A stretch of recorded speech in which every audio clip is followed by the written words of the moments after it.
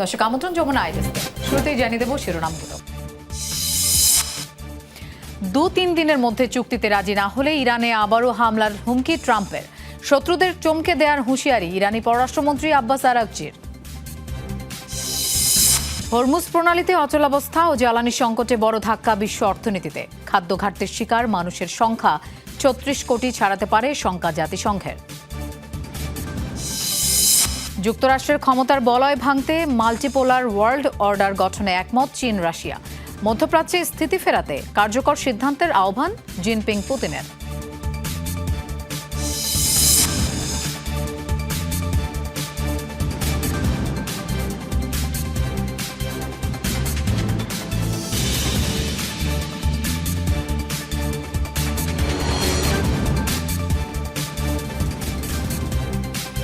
শিরোনামগুলো দেখছিলেন, আপনাদের সঙ্গে থাকছি আমি মৌসুমী আহমেদ লোপা। এবার যাচ্ছি পুরো খবরে।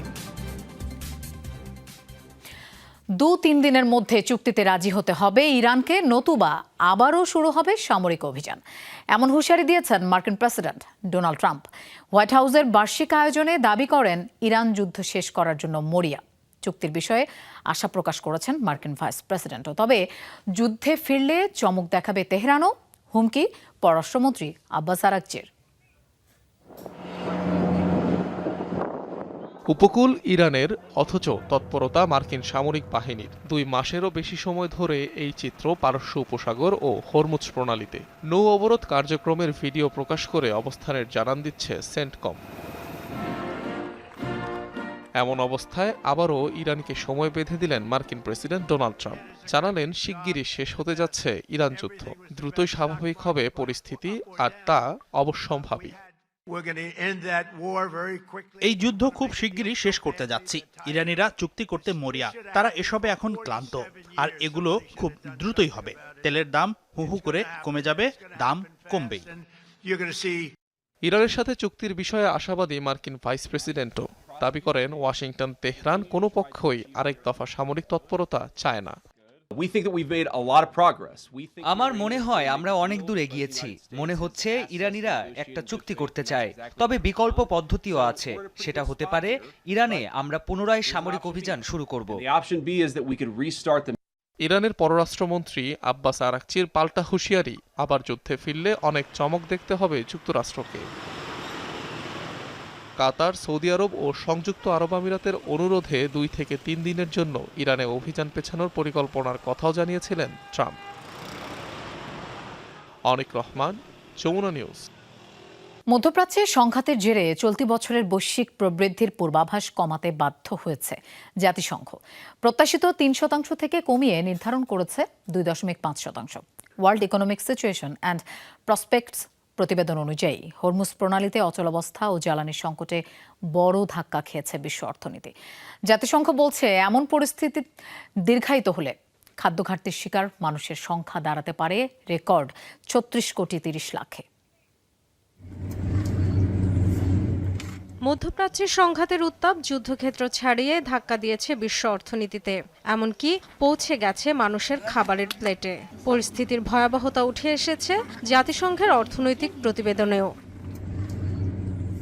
World Economic Situation and Prospects প্রতিবেদনে বলা হয়েছে, যুদ্ধের প্রভাবে বাড়ছে জ্বালানির দাম, থমকে যাচ্ছে বিনিয়োগ, দুর্বল হচ্ছে বাণিজ্য, বৈদেশিক সহায়তা কমছে, বাড়ছে ঋণের চাপ, স্বাস্থ্য, শিক্ষা আর সামাজিক নিরাপত্তায় ব্যয় কমাতে বাধ্য হচ্ছে দরিদ্র দেশগুলো। সে কারণেই 2026 সালের বৈশ্বিক অর্থনৈতিক প্রবৃদ্ধির পূর্বাভাস 3% থেকে নামিয়ে এনেছে 2.5%। জ্বালানি বাজার থেকে যে সংকট শুরু হয়েছিল তা আরও বড় পরিসরের সরবরাহ ব্যবস্থায় আঘাত হেনেছে। মাত্র 11 সপ্তাহের ব্যবধানে আমরা আগের পূর্বাভাস পরিবর্তনে বাধ্য হয়েছি। চলতি বছর বৈশ্বিক প্রবৃদ্ধির সম্ভাব্য হার কমিয়ে 2.5% নির্ধারণ করেছি। সবচেয়ে বড় আঘাতটি পড়েছে উন্নয়নশীল দেশগুলোর নিম্ন আয়ের মানুষের ওপর। মজুরির তুলনায় খাদ্য ও জ্বালানির দাম বাড়ায় তীব্র সংকটে সাধারণ মানুষ। ভয়াবহ পরিস্থিতি পশ্চিম এশিয়ায়। অবকাঠামো ধ্বংস, তেল উৎপাদন বিঘ্ন, বাণিজ্য ও পর্যটনে ধস, সব মিলিয়ে টালমাটাল অর্থনীতি। পুরো সংকটের কেন্দ্র হরমুজ প্রণালী। কেবল তাই নয়, জাতিসংঘ বলছে সব ধরনের অর্থনীতিতেই বাড়বে মূল্যস্ফীতি, আর তার সরাসরি প্রভাব পড়বে সাধারণ মানুষের জীবনযাত্রার ব্যয়ে। মূল্যস্ফীতি বেড়ে উন্নত দেশগুলোয় 2.9% এবং উন্নয়নশীল দেশগুলোয় 5.2% পৌঁছাতে পারে চলতি বছর। জাতিসংঘ সতর্ক করেছে, এই পরিস্থিতি দীর্ঘায়িত হলে খাদ্য সংকটে পড়তে পারে আরও 4.5 কোটি মানুষ। এতে বিশ্বে খাদ্য ঘাটতিতে আক্রান্ত মানুষের সংখ্যা পৌঁছাতে পারে রেকর্ড 36 কোটি 30 লাখে। Dorothy Tasrin, Jamuna News. পারমাণবিক বাহিনীর ব্যাপক মহড়া চালাচ্ছে রাশিয়া। বুধবার দেশটির প্রতিরক্ষা মন্ত্রণালয় মহড়ার একটি ভিডিও ফুটেজ প্রকাশ করেছে। মন্ত্রণালয় জানায়, মঙ্গলবার শুরু হওয়া আয়োজন চলবে 3 দিন, যাতে ব্যালিস্টিক ও ক্রুজ মিসাইলের পরীক্ষা চালানো হচ্ছে। পাশাপাশি সেনাদের আগ্রাসনের মুখে পারমাণবিক অস্ত্র প্রস্তুত ও ব্যবহারের প্রশিক্ষণও দেওয়া হচ্ছে। মহড়ায় অংশ নিয়েছে 64,000 সেনা। অংশ নিয়েছে রাশিয়ার রকেট বাহিনী, উত্তর ও প্রশান্ত মহাসাগরীয় নৌবহর ও বিমান বাহিনী।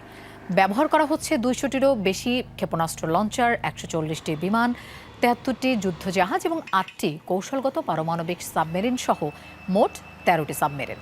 রয়েছে মোট 7,800টি সামরিক সরঞ্জাম।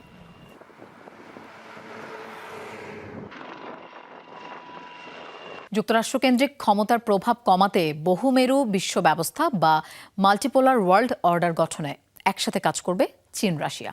বুধবার বেইজিংয়ে এই সংক্রান্ত ঘোষণাপত্রে স্বাক্ষর করেন দুই দেশের প্রেসিডেন্ট। রুশ প্রেসিডেন্ট ভ্লাদিমির পুতিনের চীন সফরে বাণিজ্য কূটনীতি সহ আরও 20টি ইস্যুতে সমঝোতা হয় প্রেসিডেন্ট শি জিনপিং এর সাথে। বৈঠকে মধ্যপ্রাচ্যে স্থিতিশীলতা ফেরাতে কার্যকর সিদ্ধান্ত নেওয়ার আহ্বান জানান চীনের প্রেসিডেন্ট। মার্কিন প্রেসিডেন্ট ডোনাল্ড ট্রাম্পের 1 সপ্তাহ পরই চীন সফর রুশ প্রেসিডেন্টের। ফলে ভ্লাদিমির পুতিনের 25তম চীন সফরকে ঘিরে স্বভাবতই বাড়তি উন্মাদনা। বেইজিংয়ে পৌঁছানোর পরপরই জাঁকজমক অভ্যর্থনা জানানো হয় রুশ প্রেসিডেন্ট ভ্লাদিমির পুতিনকে। এরপরই দেওয়া হয় সর্বোচ্চ সম্মাননা। এ সময় উপস্থিত ছিলেন চীনের প্রেসিডেন্ট শি জিনপিং। এরপরই বৈঠকে বসেন দুই দেশের প্রেসিডেন্ট। এ সময় বাণিজ্য, প্রযুক্তি, কূটনীতি সহ নানা ইস্যুতে আলোচনা হয় জিনপিং এবং পুতিনের মধ্যে। তবে দুই নেতা সবচেয়ে বেশি জোর দেন যুক্তরাষ্ট্রের ক্ষমতার বলয় ভাঙার বিষয়ে। যুক্তরাষ্ট্রকেন্দ্রিক ক্ষমতার প্রভাব কমাতে বহুমেরু বিশ্ব ব্যবস্থা বা মাল্টিপোলার ওয়ার্ল্ড অর্ডার গঠনে একসাথে কাজ করার ঘোষণা দেন চীন এবং রাশিয়ার প্রেসিডেন্ট। এ সংক্রান্ত ঘোষণাপত্র স্বাক্ষর করেন দুই দেশের প্রেসিডেন্ট। আমাদের লক্ষ্য হলো রাশিয়ান ও চীনা জনগণের কল্যাণ ও সমৃদ্ধি নিশ্চিত করা। এই অটল ভিত্তিগুলো আমাদের সম্পর্ককে বারবার কঠিন পরীক্ষা সত্ত্বেও সফলভাবে টিকে থাকতে সাহায্য করেছে। আমরা আমাদের দ্বিপাক্ষিক সহযোগিতা আরও উন্নত করব এবং আন্তর্জাতিক প্ল্যাটফর্মগুলোতে সক্রিয়ভাবে একসঙ্গে কাজ করব। আমাদের সহকর্মীরা ঘনিষ্ঠভাবে সহযোগিতা করে একটি বহুমেরু কেন্দ্রিক বিশ্বের দিকে টেকসই উন্নয়নের জন্য শক্তিশালী ভিত্তি গড়ে তুলছেন। চীন রাশিয়া সম্পর্কের দীর্ঘমেয়াদী স্থিতিশীলতা, সুদৃঢ় ও উচ্চমানের উন্নয়নকে দৃঢ়ভাবে এগিয়ে নেওয়া আমি এবং প্রেসিডেন্ট পুতিনের যৌথভাবে নেওয়া একটি কৌশলগত সিদ্ধান্ত, যা দুই দেশের মৌলিক স্বার্থ এবং বৈশ্বিক উন্নয়নের বৃহত্তর প্রবণতার সঙ্গে সামঞ্জস্যপূর্ণ। আমি এবং প্রেসিডেন্ট পুতিন চীন ও রাশিয়ার মধ্যে সুপ্রতিবেশী সম্পর্ক ও বন্ধুত্বপূর্ণ সহযোগিতা বিষয়ক চুক্তির মেয়াদ বাড়ানোর বিষয়ে একমত হয়েছি। এর পাশাপাশি মধ্যপ্রাচ্যের সংঘাত বন্ধে কার্যকর পদক্ষেপ নেয়ার আহ্বান জানান চীনের প্রেসিডেন্ট। দুই দেশের মধ্যে নানা ইস্যুতে নেয়া 20 শর্তে সমঝোতা স্বাক্ষর হয়। বৈঠক শেষে চীনের প্রেসিডেন্ট শি জিনপিংকে রাশিয়া সফরের আমন্ত্রণ জানান Vladimir Putin. Mir Mushfika Hasan, Jamuna News. প্রথম সাক্ষাতের প্রায় 26 বছর পর রুশ প্রেসিডেন্ট ভ্লাদিমির পুতিনের সাথে আবারও দেখা হলো চীনের এক ব্যক্তির। 2000 সালে ক্ষমতা গ্রহণের পর প্রথমবারের মতো বেইজিং শহরে আসেন পুতিন।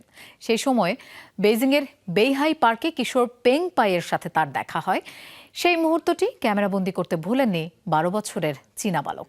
পেং আজ মাঝবয়সী পুরুষ, আর তারই সাথে 26 বছর পর বেইজিংয়ের একটি গেস্ট হাউসে দেখা করলেন প্রেসিডেন্ট পুতিন। এই সাক্ষাৎকালে আবেগঘন হয়ে পড়েন পেং। সেই সময় প্রেসিডেন্ট পুতিনের সাথে দেখা হওয়ার ফলে জীবনের মোড় ঘুরেছে বলে জানান তিনি। আর তারই প্রেরণায় শিখেছেন রুশ ভাষা। উচ্চশিক্ষার জন্য পড়তে গিয়েছিলেন রাশিয়াও। এখন তিনি চীনের একটি বড় সংস্থায় কর্মরত।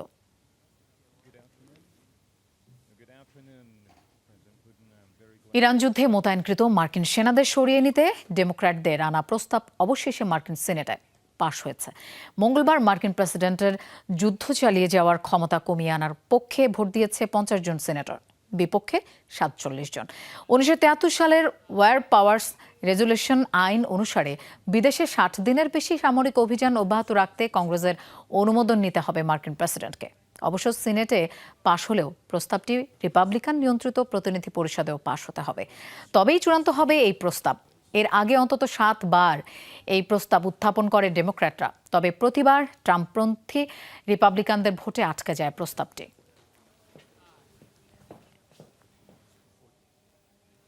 যুক্তরাষ্ট্রের মসজিদে চালানো হামলায় নিহতদের স্মরণে শোক সভা করল সান দিয়েগোর বাসিন্দারা। মঙ্গলবার স্মৃতিস্তম্ভে শ্রদ্ধা নিবেদন করেছেন ধর্ম বর্ণ নির্বিশেষে সবাই। স্থানীয়রা বলছেন এই ঘটনায় আরও বেশি ঐক্যবদ্ধ তারা। ধৈর্য আর সহনশীলতা ধরে রাখার আহ্বান জানিয়েছেন অন্যান্য ধর্মের নেতারাও। যুক্তরাষ্ট্রের সান দিয়েগোর এই মসজিদ প্রাঙ্গণেই সোমবার মর্মান্তিক ঘটনার সাক্ষী হন শহরবাসী। 2 কিশোরের অতর্কিত বন্দুক হামলায় ঝরে যায় 3টি তাজা প্রাণ। আত্মহত্যা করে 2 হামলাকারী। এ ঘটনায় শোকস্তব্ধ পুরো এলাকা। আতঙ্কিত মুসলিমদের সাহস যোগাচ্ছেন প্রতিবেশীরা। ইসলামিক সেন্টারটিতে একটি অস্থায়ী স্মৃতিস্তম্ভ নির্মাণ করে জানাচ্ছেন ফুলেল শ্রদ্ধা। নিহতদের প্রতি শ্রদ্ধা জানাতে শোকসভার আয়োজন করে স্থানীয় কমিউনিটি। ধর্ম বর্ণ নির্বিশেষে অংশ নেন বহু মানুষ। ঐক্য, সহনশীলতা ও শান্তির আহ্বান জানান অন্যান্য ধর্মের নেতারাও। আমি চাই দেশে শান্তি ও ন্যায় প্রতিষ্ঠিত হোক।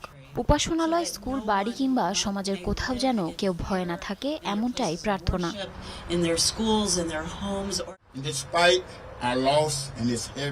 এই ক্ষতি অপূরণীয়। এই শোক আমাদের হৃদয় ভারী করে তুলছে। তবুও সবাই একতাবদ্ধ থাকব, পরস্পরকে সমর্থন করব। ঈশ্বর যদি চান, ঘৃণার তুলনায় বড় হয়ে উঠবে ভালোবাসা। এদিন ইসলামিক সেন্টারে আটকা পড়া শিশু ও মুসল্লিদের বাঁচাতে গিয়ে নিহত নিরাপত্তা কর্মী আমিন আব্দুল্লাহকে শ্রদ্ধাভরে স্মরণ করা হয়। অশ্রুসজল নয়নে বাবার স্মৃতিচারণ করেন তার মেয়ে। আপনি মুসলিম, খ্রিস্টান, ইহুদি যে ধর্মেরই হন, বাবার কাছে সেটা কোনো বিষয় ছিল না। তিনি মানুষকে মানুষ হিসেবেই দেখতেন। তিনি অপরিচিতদের সামনেও মন খুলে হাসতেন। তিনি চাইতেন কমিউনিটির সবাই ভালো থাকুক। হামলার মুহূর্তে মসজিদটিতে প্রায় 150 শিশু ছিল। মসজিদের নিরাপত্তারক্ষী আব্দুল্লাহর অসীম সাহসিকতায় তাদের জীবন রক্ষা হয়। প্রাণপ্রতিম কুণ্ডু, যমুনা নিউজ। যুক্তরাষ্ট্রে খোলা ম্যানহোলে পড়ে প্রাণ হারালেন এক নারী। সোমবার নিউ ইয়র্ক শহরের ম্যানহাটনে হয় এই দুর্ঘটনা। মাঝরাতে 5th অ্যাভিনিউতে 56 বছর বয়সী এক নারী গাড়ি থেকে নামার পরপরই খোলা ম্যানহোলে পড়ে যান। এর গভীরতা ছিল 10 ফুটেরও বেশি। পরে ঘটনাস্থল থেকে উদ্ধার করে হাসপাতালে নেওয়া হলে ডাক্তার তাকে মৃত ঘোষণা করেন। পুলিশ এক বিবৃতিতে জানায় এই তথ্য ব্যস্ত রাস্তায় খোলা ম্যানহোল নিয়ে কোনো সতর্ক সংকেত ছিল না বলে দাবি করে নিহতের পরিবার। ঘটনার সত্যতা যাচাইয়ের তদন্ত শুরু করেছে নিউ ইয়র্ক পুলিশ। খোলা ম্যানহোল নিয়ে দীর্ঘদিন ধরেই অভিযোগ জানিয়ে আসছে নিউ ইয়র্কের বাসিন্দারা। চলতি বছরেই এই সম্পর্কিত 700-র বেশি অভিযোগ জমা পড়েছে কর্তৃপক্ষের কাছে।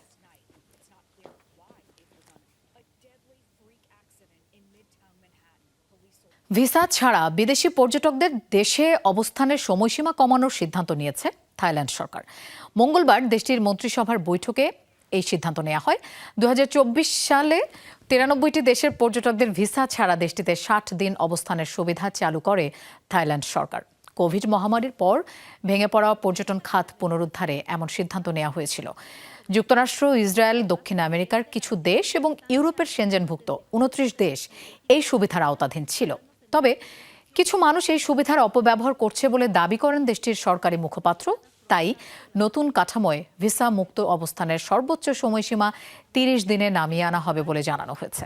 কিছু দেশের নাগরিকদের জন্য এই সুবিধা কমিয়ে মাত্র 15 দিন করা হবে।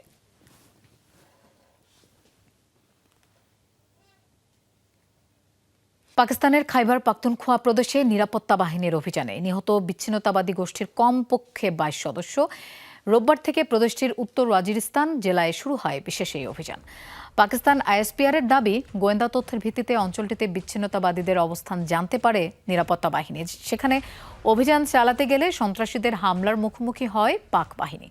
পাল্টা হামলায় নিহত হয় 22 বিচ্ছিন্নতাবাদী। জব্দ করা হয় অস্ত্র ও গোলাবারুদ। আফগান সীমান্তবর্তী ওয়াজিরিস্তানে দীর্ঘদিন ধরে পাকিস্তানের নিষিদ্ধ ঘোষিত সশস্ত্র গোষ্ঠী তেহরিকি তালেবান বা টিটিপির শক্ত ঘাঁটি। পশ্চিমবঙ্গের দক্ষিণ 24 পরগনার ফলতা বিধানসভার উপনির্বাচনের মাত্র 48 ঘন্টা আগে সরে দাঁড়ালেন তৃণমূল প্রার্থী জাহাঙ্গীর খান।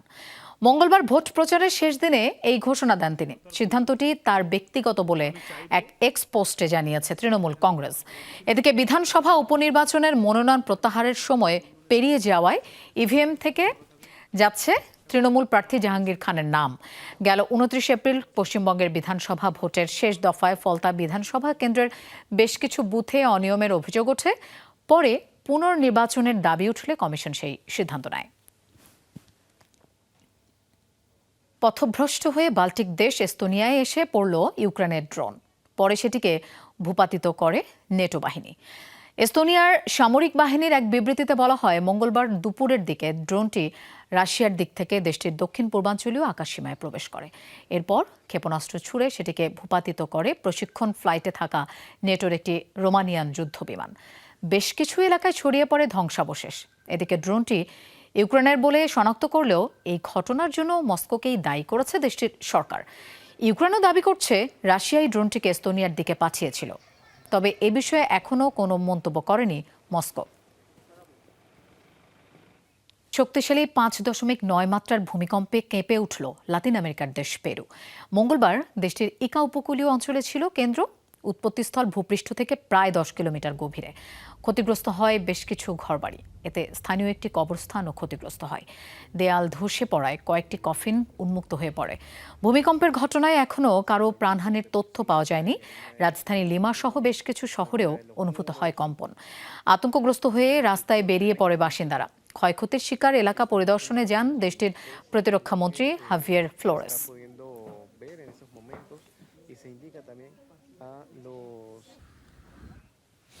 দর্শক, এই ছিল যমুনা আই ডেস্ক। আর এতক্ষণ সাথে থাকার জন্য ধন্যবাদ সবাইকে।